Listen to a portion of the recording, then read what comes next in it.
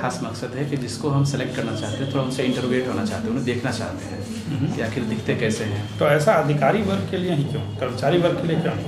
इनके ऊपर समाज के उत्तरदायित्व ज़्यादा होते हैं, उनके ऊपर बहुत सारी रिस्पॉन्सिबिलिटी होती है, जो जहाँ तक मेरा मानना है सर। अच्छा, ठीक है। तो इंटरव्यू का मतलब होता है कि जिन्हें हम पद देने जा रहे हैं उनके व्यक्तित्व को एक बार देख लिया जाए। अपने व्यक्तित्व की 3 ऐसी खासियत बताइए जो आपको यह बताती हो कि आप प्रशासक बनने के योग्य हैं। मैं मानता हूँ कि सर मेरे अंदर एक लीडरशिप की क्वालिटी है जो एक ऑफिसर में होनी चाहिए। दूसरा, आत्मविश्वास मेरे अंदर है, खुद के मैं कर सकता हूँ कोई चीज़। तीसरा, मेरे अंदर पेशेंस भी है, मैं जल्दी किसी विकट परिस्थिति में घबरा नहीं सकता। ये बताइए, लीडरशिप क्वालिटी नेता का लक्षण है या अधिकारी का? एक अधिकारी भी होनी चाहिए कि कभी भी अपने अंदर जो कर्मचारी आपसे छोटे स्टाफ होंगे उनको कैसे हैंडल किया जा सके। कोई डिसीजन लेना हो तो अपने कर्मचारियों से, अपने सहपाठियों से उनको मिल के हैंडल किया जा सके। अच्छा, आपने लीडरशिप के लिए अब तक कुछ किया है क्या? सर क्लास में भी मैं जहाँ रहता था वो मॉनिटर था, फिर मैं ज़्यादा कोई बड़े पैमाने पे नहीं किया हूँ। अरे छोटे पैमाने पे 2-4 बताइए जहाँ आपने लीड किया हो।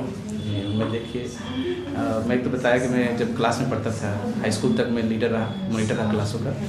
फिर क्लास में, और मैं गांव में भी, जहाँ ग्रामीण क्षेत्र से बिलोंग करता हूँ, मैं एक बार नाली वगैरह का पानी के लेकर समस्या हो गई थी, तो मैं सबकी अगुवाई करके मैं वीडियो के पास गया था उनको समस्या का निराकरण करने के लिए। फिर वहाँ एक याचिका भी दिया था, उन लोगों को एक आवेदन भी दिया था जो अब कोई नहीं किया था। तो लगा कि नहीं, मैं कर सकता हूँ किसी के लिए भलाई का काम भी।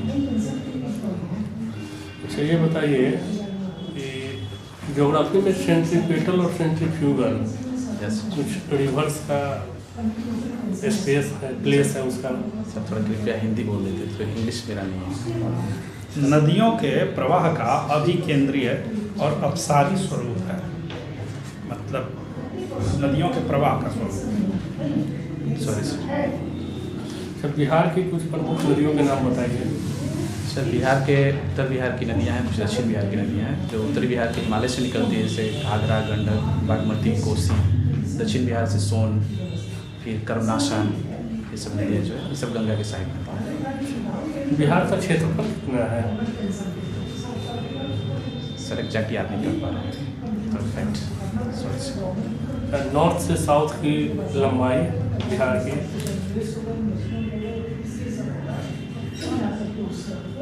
Sorry sir. कोई बात नहीं। अच्छा, ये बताइए, बिहार में अभी 17वीं चुनाव हुए हैं, 17वीं विधानसभा के लिए चुनाव हुए हैं। चुनाव में किस दल की सरकार बनी है? चुनाव में जेडीयू और प्लस बीजेपी के गठबंधन की सरकार बनी है। उसमें कुछ छोटे छोटे दल भी हैं जो शामिल हुए हैं, उनको साथ दिए। बीजेपी और जदयू की सरकार बनी है।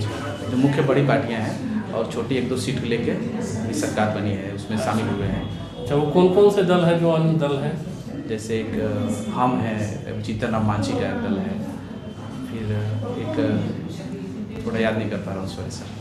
अच्छा, मुख्यमंत्री बने हैं माननीय नीतीश कुमार जी सर। वो बिहार में मुख्यमंत्री कितनी बार बने हैं? इनका ये चौथा कार्यकाल है, बड़े पैमाने पर। छोटे छोटे देखा जाए तो ये 7वीं बार सब बन रहे थे। बिहार के उप मुख्यमंत्री कौन हैं अभी? बिहार में 2 उप मुख्यमंत्री हैं, एक तारकिशोर प्रसाद और एक श्रीमती रेणु देवी। कहाँ से आते हैं तारकिशोर प्रसाद? सॉरी सर, थोड़ा इसलिए आपको नहीं कर पा रहा हूँ। ठीक होगा, थैंक यू।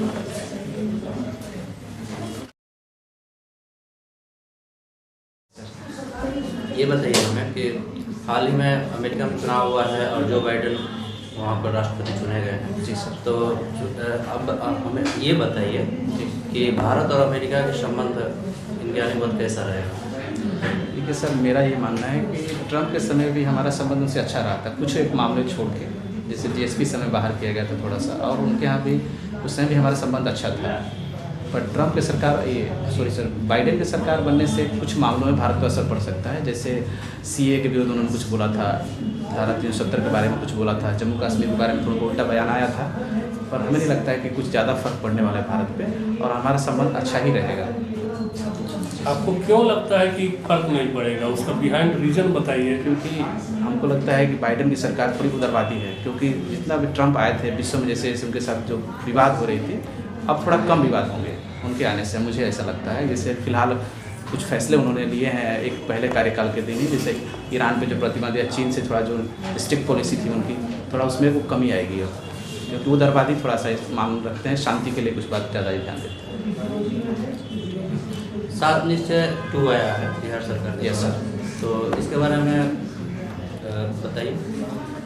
सर मैं आपको 7 नहीं बता पाऊँगा, उससे क्षमा चाहता हूँ आपसे। ठीक है, कम से जैसे कम एक सिंचाई के लिए खेतों तक पानी पहुँचाना, युवाओं के लिए रोज़गार की बात की गई है, महिलाओं की सशक्तिकरण की कुछ बातें हुई है, चाहे ये जो इंटर पास करी 25,000 और ग्रेजुएशन पास करने को 50,000 उनकी बात की गई, उनको देने की।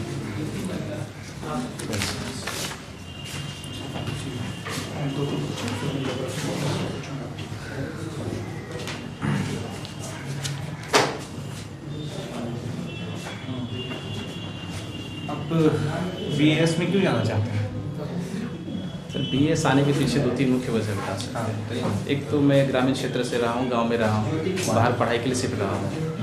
मैं छोटी छोटी चीज़ों पे इंसान को लड़ते हुए झगड़ते हुए जैसे बहुत चीज़ें देखा है मैंने। लगता है कि इस क्षेत्र में आके कुछ शायद कर पाऊँ उनके लिए, और BAS में आने के बाद यहाँ कार्य की बहुत विविधता भी क्या है। कर पाइए, कुछ पॉइंट्स बताइए, झगड़ों को मैं तो इस बार गांव में गया था सर, सच्चाई बता रहा हूँ कि मैं देखा कि एक नाली के पानी के लिए लोग लड़ाई कर लिए। मुझे लगा कि ये सब छोटी छोटी चीज़ों के लिए लोग इसलिए लड़ाई करते हैं। ये शायद मैं अगर बिहार प्रशासनिक सेवा SDM के पद पर होता हूँ, अगर मेरे अंदर ये कार्यकाल अगर कार्य करने की क्षमता हो तो मैं जरूर निपटारा करूँगा। या फिर आप क्या मानते हैं कि अभी जो SDMs हैं वो लोग नहीं कर पाते निपटारा? नहीं सर, अवश्य कर रहे हैं, मैं इस बात से नकारता नहीं हूँ, अवश्य कर रहे हैं। पर अगर हम होते, अगर उस पृष्ठभूमि से अगर हैं, तो शायद मैं उस पर ज़्यादा ध्यान दूंगा, क्योंकि मैं उस वहाँ से गुजरा हूँ, वहाँ रहा हूँ, उस माहौल से गुजरा हूँ। अच्छा धनंजय, आप मुझे बताइए कि न्यायिक समीक्षा और न्यायिक सक्रियता में क्या अंतर है? सर न्यायिक समीक्षा सुप्रीम कोर्ट के द्वारा या कोई न्यायालय के द्वारा कोई फैसले जब दिए जाते हैं तो उनकी समीक्षा की जाती है कि अगर वो मौलिक अधिकार वगैरह का हनन करते होंगे तो उनको अवैध घोषित कर दिया जाएगा। ये किस अपने ही फैसले को न्यायालय जो है वो समीक्षा कर सकता है कि अगर हम पहले अगर कोई फैसला दिए हैं, लग रहा है कि बाद में उसको बदलने की ज़रूरत है तो बदल सकते हैं। और सक्रियता मतलब क्या है कि न्यायालय अपने कुछ मामलों में न्यायपालिका का जो काम है वो हट के थोड़ा सा जल्दी एक्टिव रूप में करे, सक्रिय होके अपने थोड़ा सा मार्ग से हट के लोगों की भलाई के लिए, तो हम मानते हैं न्याय सक्रियता है, वो सक्रिय है न्यायालय उसके प्रति। आप श्योर हैं कि आप जो बता रहे हैं वो सही बता रहे हैं? सर 100% तो नहीं हो सकता, पर कुछ बातें इसमें सत्य हम मानते हैं इस बात। अच्छा, आर्टिकल 21 क्या है? आर्टिकल 21 कहता है, हमें प्राण और दैहिक स्वतंत्रता की बात करता है कि बिना विधि के द्वारा किसी भी इंसान को नियम के अनुसार ही उससे वंचित किया जा सकता है और अन्यथा उन्हें वंचित नहीं किया जा सकता। अभी व्हाट्सएप ने कुछ न्यू पॉलिसीज़ लाई है जिसको लेकर के बहुत विवाद हो रहा है भारत में। Yes sir. क्या है वो पॉलिसी, बता सकते हैं? व्हाट्सएप ने अपनी पॉलिसी जारी किया है कि हम अपने उपभोक्ताओं को जो सुरक्षा की बात थी वो हमेशा प्राइवेसी ही रखेंगे, उसके हम आपकी प्राइवेसी को उजागर नहीं करने देंगे। जो पहले थे हम वही रहेंगे, बस थोड़ी अपने नियमों कानूनों में परिवर्तन किया है, थोड़ा उतना श्योर नहीं सब बता पाएंगे, पर प्राइवेसी को लेकर थोड़ी विवाद हुई थी, इतना मुझे पता है। अच्छा, भीतरकनिका नेशनल पार्क बहुत चर्चा में, बता सकते हैं क्यों चर्चा में? सॉरी सर, अभी सॉरी कर पा रहा कोई नहीं। आर्टिकल 368 क्या है? आर्टिकल 368 क्या है? 368 के तहत संविधान में अगर कोई संविधान संशोधन करने की बात होती है तो आर्टिकल 368 का प्रयोग किया जाता है। कैसे हो संशोधन कितने प्रकार के होते हैं? सॉरी सर, अभी थोड़ा रिकॉल नहीं कर पाऊँगा क्योंकि पॉलिटी थोड़ा अभी पढ़ाने का। अच्छा, कोई नहीं। तो अच्छा, आप क्या मानते हैं कौन सा विषय आपका बहुत अच्छा है?